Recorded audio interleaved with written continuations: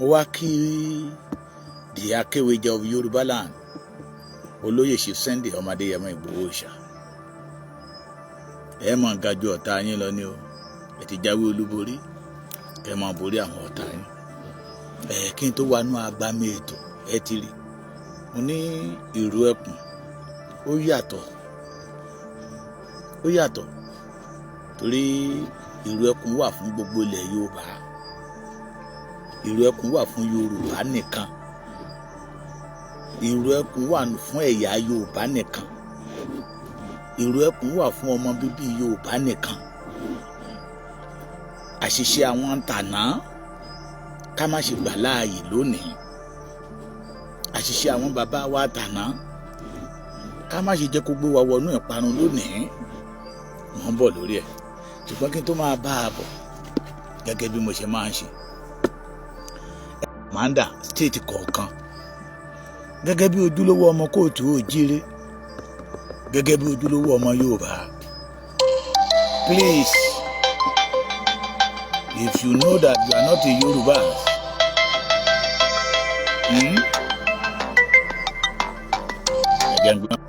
ẹ má bínú tó ṣẹlẹ̀. Àwọn tó ń kọ̀ wọlé ni á dára fún yín, ojú ní tèyí. Gẹ́gẹ́ bí mo ṣe máa ń dára ń ṣe ọ̀rọ̀ lábẹ́ igi àánú, mo ní àṣìṣe àwọn bàbá àtàná a ò gbẹ́dọ̀ jú gbà á láàyè kó ṣẹlẹ̀ lọ́jọ́ tòní. La fi gbẹ́dọ̀ ṣe ohun gbogbo gẹ́gẹ́ bó ṣe yẹ ká ṣe. Àní gẹ́gẹ́ bí ètò, mo ti rí àwọn òpònú kan, they call themselves a expert in security, tí wọ́n tukutu. Ṣùgbọ́n nígbà tí ogun Fúlàní gbé ìran Yorùbá lọ àárí wọn jáde síta. Ṣé gbọ́ mi? Mò ń bọ̀, amẹni tó rán wọn níṣẹ́, amẹni tó dà wọ́n síta. Gẹ́gẹ́ bí mo ṣe máa ń pe nọ́mbà àwọn kọ̀mádà tẹ́ máa pè, ọmọ Yorùbá ni o, pọ́nbélé ọmọ kóòtù òjíire la ní kó pè. Ọ̀dọ́ ìró ẹkùn ó wà fún ọmọ Yorùbá gidi, ó wà fún ọmọ Yorùbá tí ìyá àti bàbá ẹ̀ jẹ́ Yorùbá. Kì í ṣe pé my mother is from Igbo, my father is from Igbo, my mother is a Yoruba, I was born in Yoruba land. You are not a Yoruba man. You are not a Yorubas. You are not a Yorubas. Màmá mi ọmọ Èkìtì ni, bàbá mi ní lọ́mọ Anambra, ó ń ṣe Yorùbá. Please, ìró ẹkùn is not for you. My mother is from Ekiti, but my baba is from Kaduna. Please, ìró ẹkùn is not for you. No, my father is from Anambra, my mother is from Anambra, but I was raised up in Lagos State, in Oyo State. So, ewé ti pẹ́ lára ọṣẹ, ó ti dọṣẹ. Mbà. You are not a Yoruba man, so ìró ẹkùn is not for you. Please, ká máa là kó máa yéra wa. Torí mistake tí àwọn bàbá àtàná ṣe, tí irúwà ògìrì wa tó fi wọ̀ ọ́, tó jẹ́ wípé àwọn irúwà ògìrì wa tó wọlé, àwọn ló wá fi ọ̀bẹ jẹ àwọn bàbá wa níṣu tí OPC fi dìdàkudà lénìí, tí ọmọ apá fi ń pe ara rẹ̀ lólórí ogun ilẹ̀ Yorùbá, ẹni tí ò ní ìbí níran tó fi ń pera ẹ̀ pé I'm the warlord of Yoruba land, ọmọ tápà. Torí àwọn bàbá wa ò checkmate that time. Àwọn bàbá wa ò checkmate. It is because our forefathers wọn ò checkmate. Lábí rí gbogbo orúkèrúdò tó ń ṣẹlẹ̀. So we don't want him to happen in ìró ẹkùn. Please. 1942 làwọn bàbá mi ti dé ilẹ̀ Yorùbá, náà ti dé Ìbàdàn. So gbogbo ọmọ tán bí ilẹ̀ Yorùbá náà bí sí, ìyẹn ò pè ẹ́ lọ́mọ Yorùbá. So ìró ẹkùn is not for you. Ìró ẹkùn is for pure authentic and original ọmọ Yorùbá àtàtà tó gbà pé orísun òun láti Ilé Ifẹ̀ ni níbi tí ojú rẹ̀ ti máa ń wá. Ó dàbí pé ṣe ń gbọ́ mi díẹ̀díẹ̀. Tìjà kọ́ a fẹ́ kó rúlú pọ̀ mọ́ Ṣàpàní. Tìjà kọ́ we don't want anything that will disorganize us. Tìjà kọ́ torí tẹ́nitẹ́ni tàkísà níta àtàn. Àwọn àgbájọ wọn àná wọn lẹ́lẹ́nu rírùn ló làmú ìyá ẹ̀. Ìlú yìí pọ̀pọ̀pọ̀pọ̀ kọ́mọ mọ́ lé bàbá títí ẹ̀. Mo tún sọ lẹ́ẹ̀kan sí ìyá tó bí mi is from Ekiti or is from Ọ̀yọ́. Ọmọ Ògbómọ̀ṣọ́ ni ìyá mi, bàbá mi ló wá láti Kaduna. Ìyẹ́ ò sọ ẹ́ di ọmọ Yorùbá. So you did not have right to join ìlú ẹkùn. Ìlú ẹkùn is not for you. Ilé bàbá ọmọ lọmọ ń ṣe. Even sef àwọn tí ìyá wọn tó bá ti jẹ́ elédè kejì, we will not allow in ìlú ẹkùn.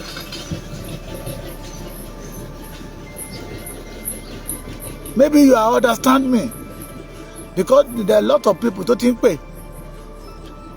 Please, are you a Baba Ekiti? Please, sir. Ilé Ìṣà ni mo ti lọ sí school, primary school, secondary school, even the university mi. Díẹ̀ gan ni mo gbé èdè Igbo torí bàbá mi àti ìyá mi gbogbo àwọn ọmọ tó bí ilẹ̀ Yorùbá náà bí wọn sí.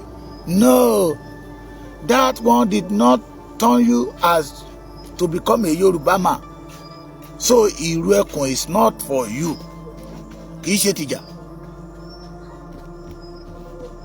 And I want everybody to hear that message clearly. Mo ní àṣìṣe tàná tó mú kí àwọn ọmọ àtọ̀húnrìn wá da OPC rú. Tán gba OPC lọ́wọ́ àwọn bàbá wa nígbà táwọn bàbá wa ò fúnra. Tán wá ń claim pé àwọn ni warlord ilẹ̀ Yorùbá lénìí, ẹni tí ò lóríkì. Tó jẹ́ pé bàbá wọn wá ṣe gateman ní ilẹ̀ Yorùbá ní. Ọ̀pọ̀lọpọ̀ nínú wọn bàbá wọn tẹ̀lé Ṣàngó wọlé ní nígbà tó bá kò sójú wọn àná wá jọba Ọ̀yọ́. Àwọn náà wá dúró lénìí pé àwọn ọmọ Yorùbá ni wọ́n. Wọ́n wá pera wọn ní world law ilẹ̀ Yorùbá. No! Torí àwọn àgbààgbà Yorùbá náà sọ wípé iná èṣìṣì wọ́n ní kì í jóyàn lẹ́ẹ̀mejì, àbí bẹ́ẹ̀ kọ́?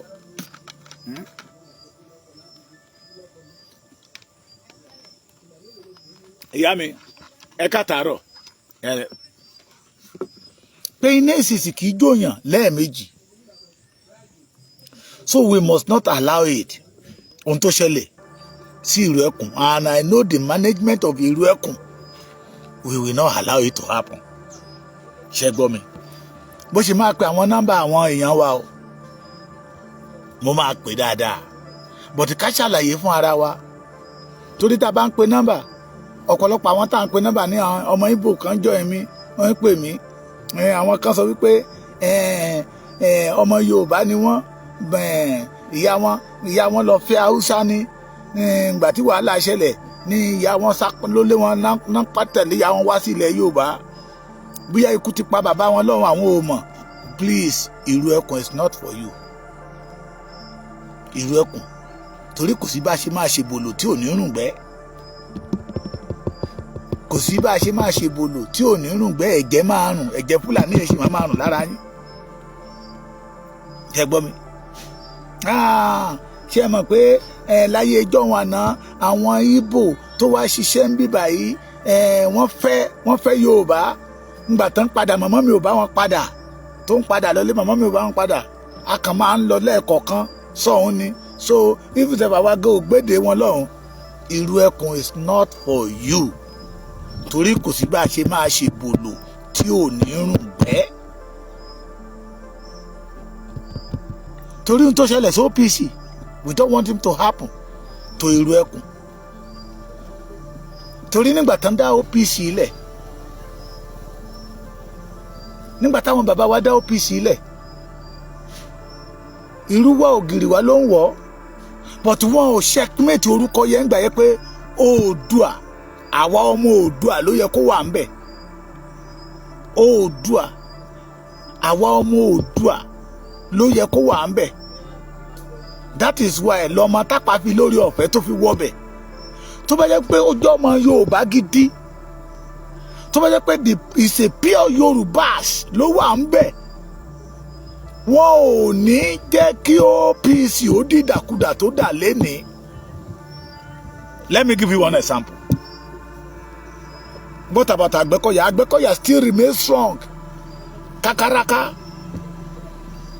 Àgbẹ̀kọ̀yà still remain strong. Tó jẹ́ pé àwọn tó ní ẹ̀ka jẹ̀ka yẹ wọ́n fi ẹlẹ́yàmẹ̀yà sí. Àgbẹ̀kọ̀yà still strong. Kakaraka. Kí ló jẹ́ kí Àgbẹ̀kọ̀yà strong kakaraka? It is because they did not allow stranger láàrin wọn. Torí àjòjì á máa bà nǹkan jẹ́ ní ẹja àjòjì àdàlú.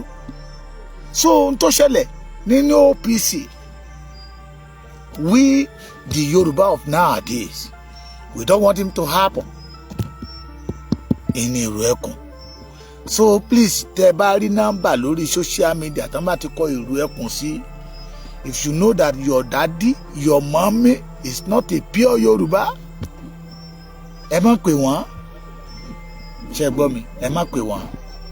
Ìrù Ẹkùn ó wà fún ilẹ̀ Yorùbá nìkan. Ìrù Ẹkùn ó wà fún ààbò ilẹ̀ Yorùbá nìkan. Ìrù Ẹkùn ó wà fún ojúlówó ọmọ ọkọ ilẹ̀ Yorùbá nìkan. Mo yìí máa pe nọ́mbà o, ṣùgbọ́n mo jẹ́ kí kọ́kọ́ sáré sọ̀rọ̀ lórí àwọn kan. Àní lójoojúmọ́ lọ́lọ́run ọba mi ń mójú àwọn ọmọ àlè síta. Lójoojúmọ́ làwọn ọmọ àlè ń fara hàn. Lójoojúmọ́ làwọn kan fira wọn lẹ̀ fún àjòjì láti máa lò wọ́n tako ọjọ́ ọ̀la ìran wọn. Abẹ́ ẹ gbọ́ mi? Mo ní lójoojúmọ́, every blessed day, làwọn kan fira wọn lẹ̀ fún àjòjì, fún ọmọ tí ò níran, ọmọ tí ò ń ṣe Yorùbá, tí ń pera ẹ̀ lórí ogun, tó ní it is not possible kó máa kó ló fẹ́ ajáàkì ipò olórí ogun, tó bá ní o fẹ́ asmat olórí ogun. Ẹgbọ́n náà ta ló fi jẹ olórí ogun lẹ̀ Yorùbá? Ààrẹ Ọ̀nà Kakanfò àti ń sọ Ààrẹ Ọ̀nà fún Aláàfin ni tálàfin bá jagun lọ, ẹni tí ó máa ṣọ́ ọ̀nà fún Aláàfin láyé ìjọ̀hún àná, tí ó máa ṣọ́ ọ̀nà fún Aláàfin, àárín bíi bóò ni kí n ti sọ, ẹ̀yin tẹ́ bá mọ̀, ẹ jẹ́ kí n fi Ọjọ́ta sí Òṣòdì, bí ilé Ààrẹ Ọ̀nà Kakanfò ṣe máa jìnnà sí Aláàfin ní inú gbólálà ní Ààrẹ Ọ̀nà Kakanfò dẹ̀ ń gbé. In other Yorùbá land, ẹ kò lè síbi tẹ́ ti rí ká máa joyè ká máa ní Ààrẹ Ọ̀nà Kakanfò, no, but ẹ rí Báṣọ̀run, ẹ rí Balógun.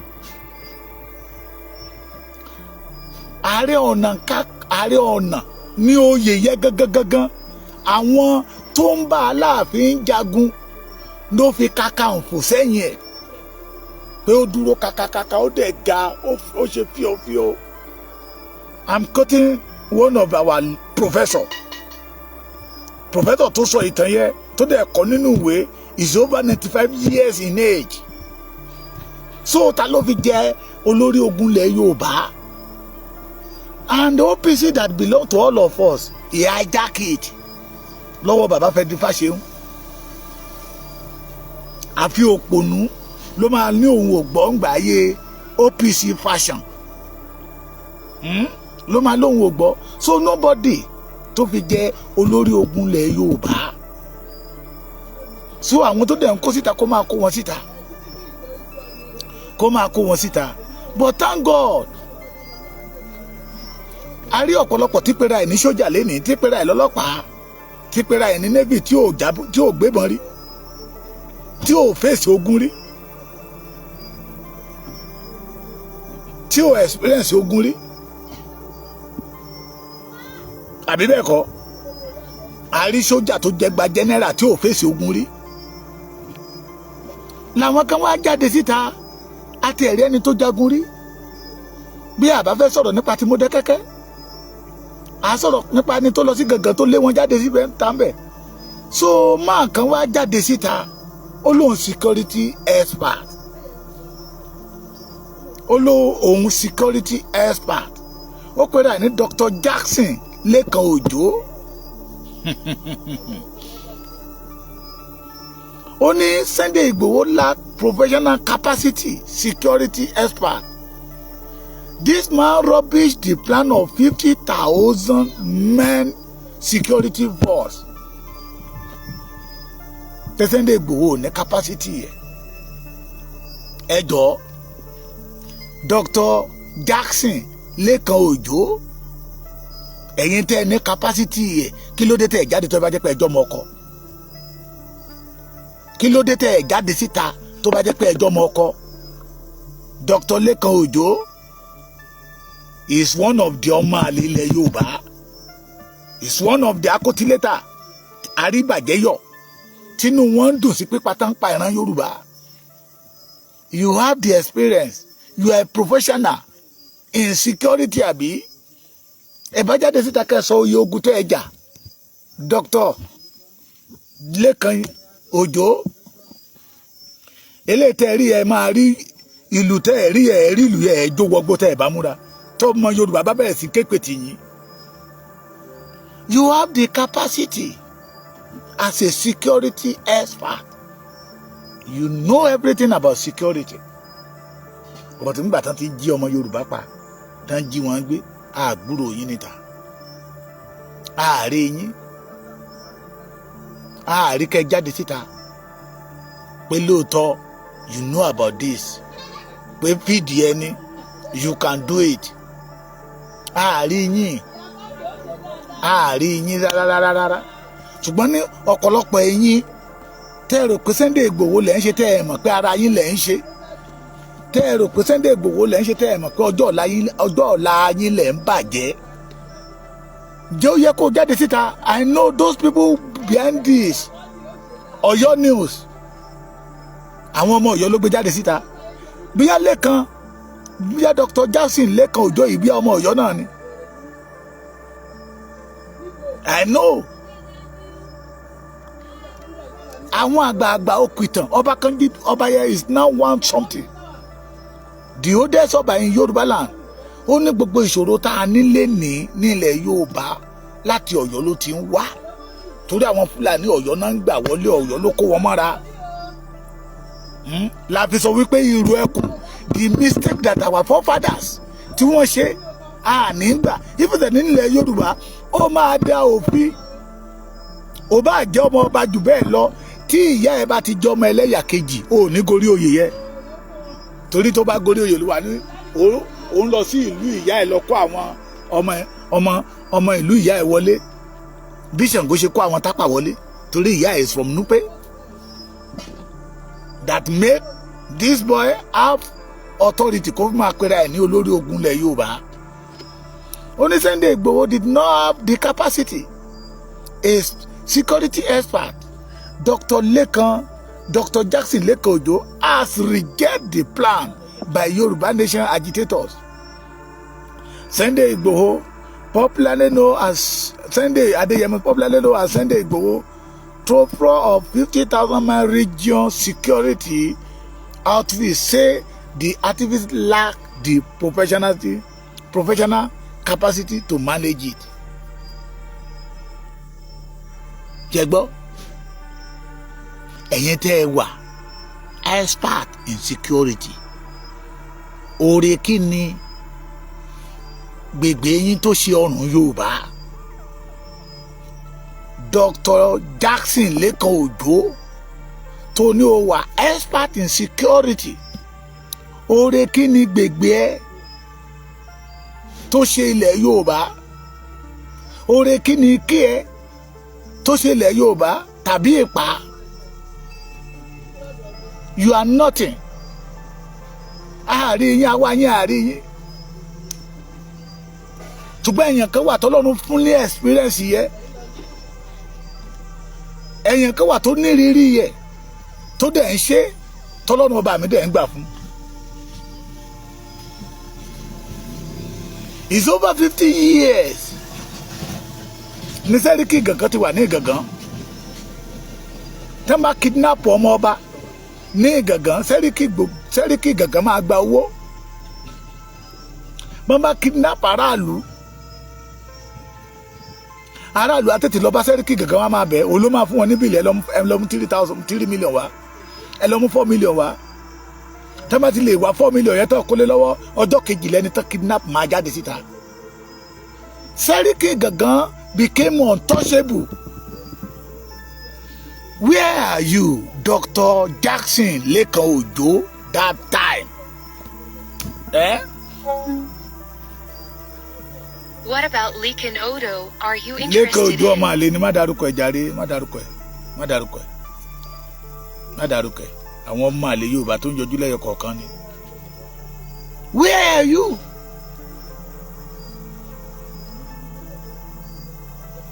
To the extent níbi tí ilé Sẹ́ríkì Ìgàngán wà, ó ní security ọ̀nà mẹ́ta tó ń ṣọ́.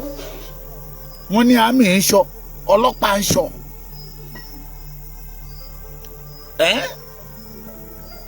Àwọn ó ti dẹ̀rù jẹ̀gẹ̀ sí àwọn aráàlú pé ní ìgbà yẹn lọ́hùn tí ìjà bá ṣe òun àtàwọn aráàlú tán bá gbẹ́jọ́ lọ sọ́dọ̀ Lámídì Aláàfin Ọ̀yọ́ àná, òun ló máa jàre tibẹ̀ bọ̀. He became untouchable. But Sunday Igboho, that lack of professional capacity in security, ó ṣí Sẹ́ríkì Ìgàngán nídìí. Kí má wàá sọ ohun tó ṣe lẹ́kìtì wa ń bí báyìí, kí má wàá sọ ohun tó ṣe ní Oǹdó, kí má wàá sọ ohun tí Sunday Igboho ṣe ní Ilé Ifẹ̀ tó Àkúrẹ́ express road. Ẹni tẹ́ ẹ sọ wípé he did not have a lack of the capacity, security capacity. Àbí òyìnbó wo àìlọ́léèwé náà ní problem mi, ẹ mọ́ bínú tí n bá ń tàbọn. Sunday Igboho lack professional capacity, security expert. Àbí? But he can uproot Sẹ́ríkì Ìgàngán. Ó pè ní Sunday Igboho, Ọlọ́run dẹ̀ fi ń dààmú àwọn ọlọ́gbọ́n. Dr. Lekan Ojo, Dr. Johnson Lekan Ojo, ìbá ti má jẹyìn. Ọ̀rọ̀ tẹ́ ẹ sọ yẹ ó ọ̀rọ̀ òpònú ni. Ọ̀yọ́ news tó gbé jáde síta, a mọ̀ pé ẹ̀ dúró níbi ire. Torí pé bí ọmọ Yorùbá ṣe sọ pé no room for Fúlàní in Yorùbá land. Inú yín ò dùn sí torí pé ẹ rí àwọn Fúlàní yẹn gẹ́gẹ́ bí part of you, ẹ̀yin Ọ̀yọ́. Not all the Ọ̀yọ́ o. Àwọn kan nínú Ọ̀yọ́, ẹrú kan ní mú ní búgba ẹrú. Because I know. Mo yá lẹ rò pé Sunday Igboho nìkan ló wà nídìí ẹ̀.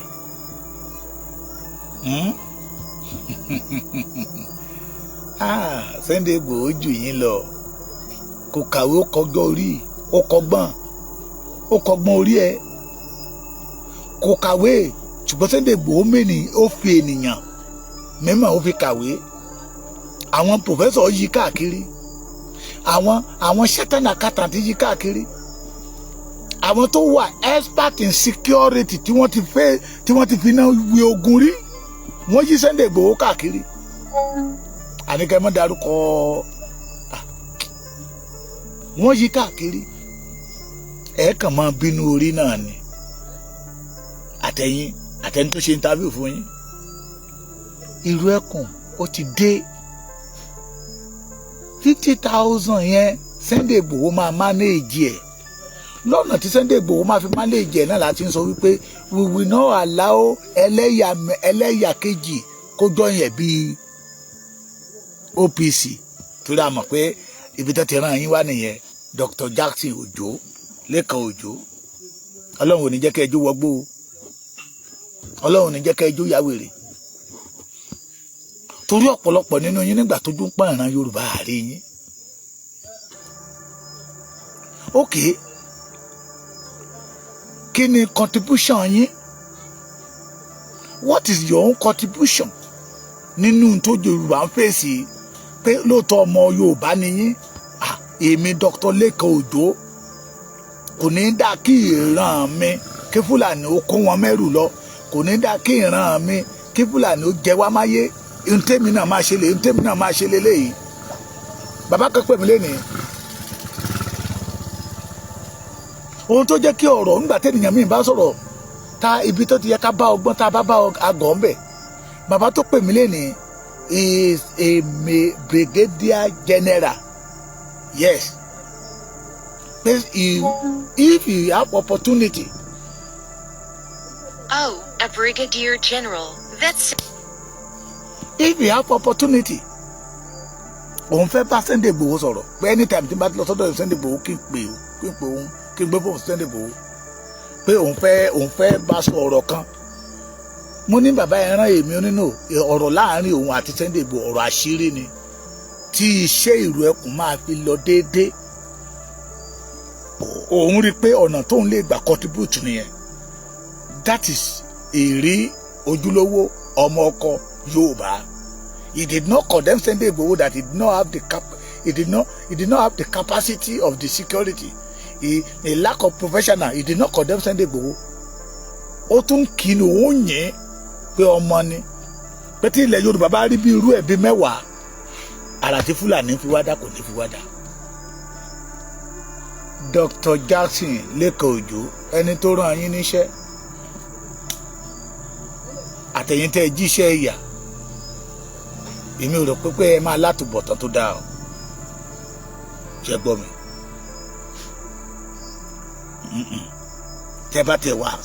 tẹ́ bá wà in security expert kò yẹ kẹ́ jáde síta kẹ́ máa condemn you bring your own advice out kì í ṣe kẹ́ máa condemn àdèmọ ẹni tó rán yín ẹni tó pèrè ìlú lórí ogun ilẹ̀ Yorùbá àdè títọ́ fún Ààrẹ Ọ̀nà Kakanfò is not for kóòtù òjíire is for only Ọ̀yọ́. OPC did not belong to him. He hijacked OPC. Go and check the record clearly. Olùjẹ́kí sọ ń jẹta nígbà tó ń sọ pé àwọn participate nígbà ọ̀rọ̀ agbára Abíọ́lá ọmọ ọdún mélòó ọmọ 21 years. Níbi tó ti ń fagi ń gbà yẹ lọ́wọ́ àbí. What are you saying? Ẹ má bínú Sunday Igboho mọ́. Tẹ́ bá lẹ́ ń continue bínú Sunday Igboho ìrònú Sunday Igboho ló máa pa yín. Àwọn kan náà sọ ẹni tí ò kàwé kò lè máa lead wa ọgbọ́n tó wà lórí ẹ̀ gbogbo ìwé tẹ́ kà tẹ́lẹ̀ ní certificate lọ́wọ́ ni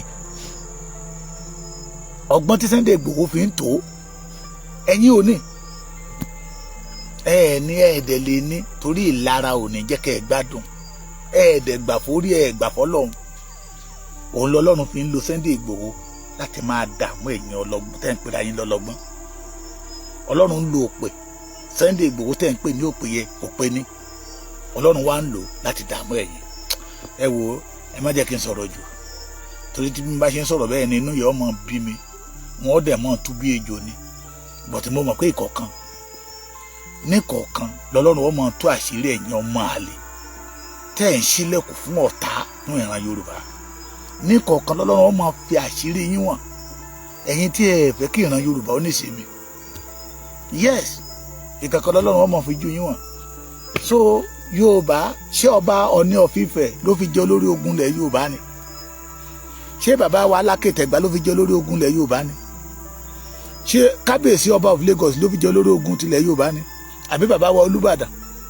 àbí Ọ̀jájá tó jáde ọlọ́tẹ̀ mọ́lẹ̀ àbí bàbá wa Ọwá Òbòkun àbí Ṣọ̀ún Ògbómọ̀ṣọ́ àbí bàbá wa Olúgbọ́n no ẹ máa jẹ́ kó máa dá wa lóhùn àbí bàbá mi èwí àbí ọwọ́ ajérò àbí òde tọ̀tún àbí òṣèmọ̀wé àbí Ẹ̀dẹ̀jọba Àkúrẹ́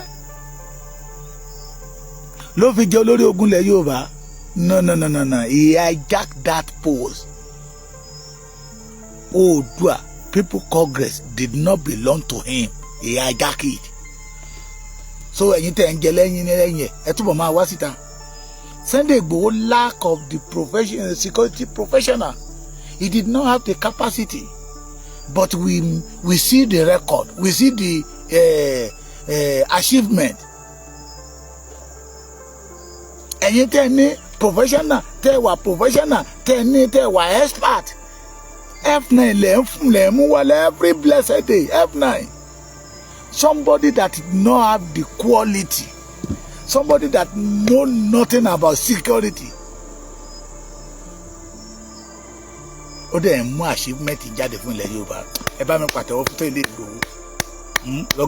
Rọgẹ́dìtì ló sọ ọmọ dàjànà kú mọ́ yín lọ́wọ́. Ẹ mọ̀ torí Sunday Igboho ẹ kàn sáré wọgbó. Ọ̀pọ̀lọpọ̀ nínú àtòrí Sunday Igboho á dẹ̀ ya wèrè. Ọ̀pọ̀lọpọ̀ nínú adẹ̀ torí Sunday Igboho á tiná bọ́ra ẹ̀ á dẹ̀ jó látàyè ìdọ́rùn. Ẹ̀yin ẹni bí ẹ̀yin ojúlówó ọmọ ọkọ ní Kwara State. Ẹjọ́ ẹ̀yin kọ̀mándà wa.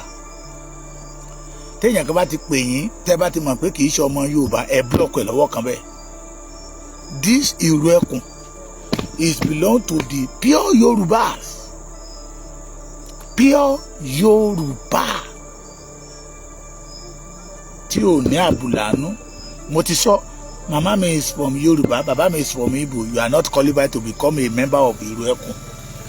Baba mi is from Kaduna, ìyá mi is from Ogbomoso. You are not qualified to become a member of Iru Ekun. You are not qualified. Iru Ekun belong to only Yoruba indigene, authentic Yorubas. Baba ìbá àjọmọ Èkó, kí ìyá ẹjọmọ Èkìtì, you are qualified. Omi ẹ̀kọ́ náà ṣe ni.